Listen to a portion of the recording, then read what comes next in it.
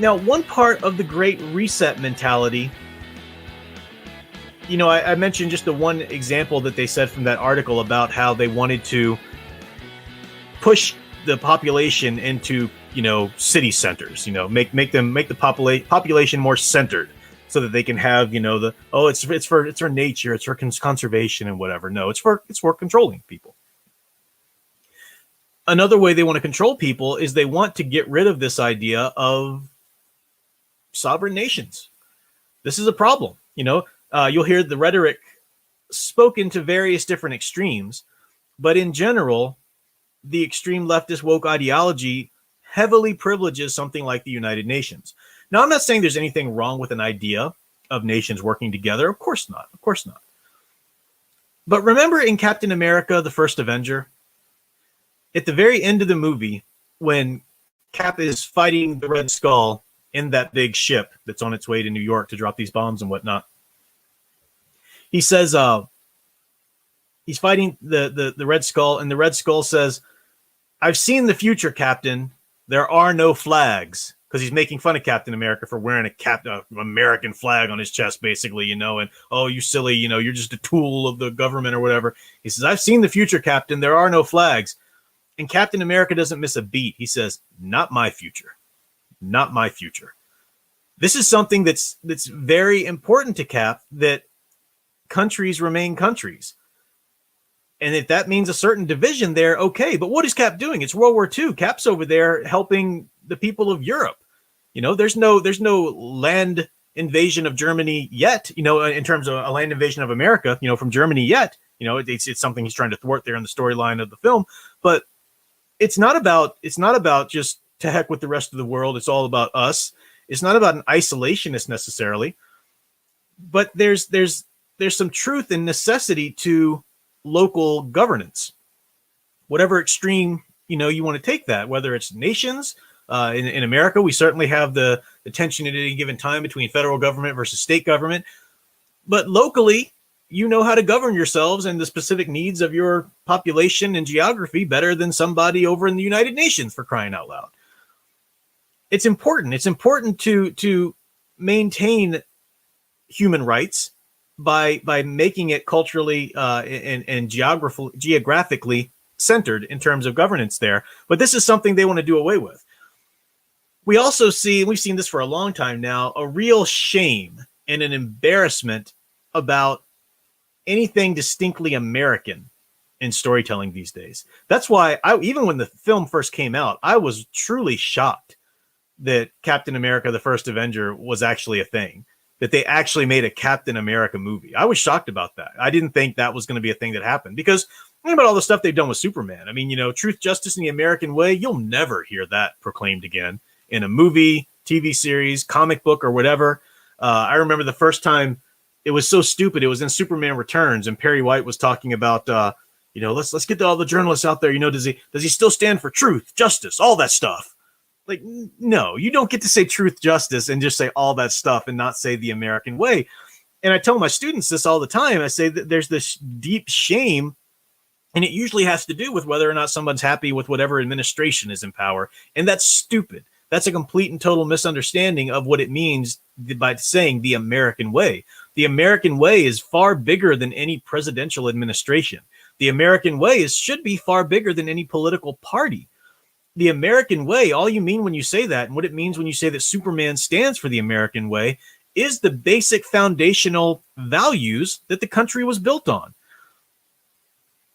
Give us your poor and your, whatever the quote is on the Statue of Liberty. I'm blanking on it right now, but the idea of the work ethic, social mobility, the idea of taking care of your neighbor, this heavily Christian ethic of self-sacrifice and self-serving. We talk about the American Monomyth. We're going to talk about that more here in a moment. These are the things that the ideologues try to deconstruct.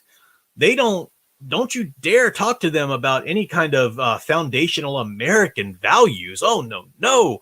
We have to deconstruct that right away, because people came from, to hear them talk, there were so many disparate value systems and belief systems and cultures that came into America, blah, blah, blah, blah. Yes, of course, it was a nation of a lot of different immigrants and a lot of different cultures and whatnot that settled here. but we wouldn't be where we are now if they weren't able to agree to some point on a shared culture, a shared society, a shared vision. And that came from the founding fathers, from the Constitution. Deal with it. I don't care how much you just don't like them now. And so we do see this shame in anything American. Now, this gets to my point here. I've talked a lot about my channel, the American Monomyth. So we talk about the hero's journey. And then I've done videos on specifically the American version of the hero's journey.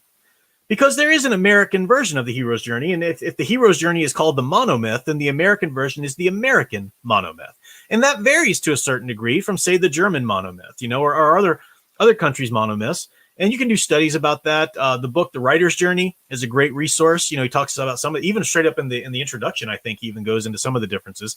For example, you would have Germany, for example, they'd be wary of, at the time he wrote that anyway, in terms of their hero's journey, their monomyth, they'd be wary of somebody trying to take on too much power and leadership because the aftermath of Hitler and so forth. I think he talks about the Australian monomyth as well, would be anybody who wanted to lead or try to use sentiment or emotions to get somebody to do the right thing. They'd be wary of that as well, because you think about Australia, they've been manipulated for so long by the British government, in their ultimate history. So they're wary of some of that, so there are some little variations. The American monomyth, though, the American monomyth is Judeo-Christian to the core. It is about being a Christ figure. And what I mean by that is self-sacrificing, laying down your life, either literally or figuratively, self-sacrificing. That's what hero work is in the American monomyth. You don't have to be a Christian. You don't have to have Christian values to see that and to appreciate that. That is the fabric of the society that holds us together as Americans, that we should be self-sacrificing, self-serving to each other. I would say not just the Captain America movie, but also the that first segment of the MCU. That's what brought us in, because I think that, I don't know how you feel about Winter Soldier, but I love Winter Soldier because in Cap's arc, because then you have the idea of, okay, now he's out of the World War II era, where you had a very clear and present, well-defined, in every way, evil. Nazis were evil. They were doing evil things. I mean, very few people were conscientious objectors to World War II. You had some, certainly, but that was one of the wars, historically speaking, where most people got on board and thought, this is something that needs to be fought. We've got to do something about this. Evil was well-defined. And then you drop him in modern day, where you've got corrupt agencies and the idea of S.H.I.E.L.D. infiltrated by Hydra. And what does Cap do at that point? How does, that's his journey that he's on. That's his struggle that he's thinking about in the beginning of the movie. How do I deal with being true to my values when I'm in this new context where I can't see the bad guys? I can't see the evil. I don't know who they are. I don't know who to trust. How does this work out? And that's something that people will say too, when they try to defend something like Captain Marvel. They'll say, well, you talk about aspirational heroes all the time and how they shouldn't have to overcome moral failings or face great tragedies to be good. And so how dare you talk about that? But then you can't handle Captain Marvel because she doesn't have any moral failings. No. First of all, different archetypes. Captain Marvel is not anything like an aspirational hero at all. But look at Captain America, completely aspirational. He has to figure out, and he has to ask himself and question himself, can my values, can everything that I stood for still work in this time? What do I do with it? How do I function? He's unsure about it. He has to learn, and he has to learn from other characters like Falcon and Winter Soldier. It was great, to continue his arc in Civil War. What does he do with that now that he's figured out how to operate in modern times? What does he do when his very closest allies suddenly turn against him, like Iron Man and the whole Hero Registration Act and whatever?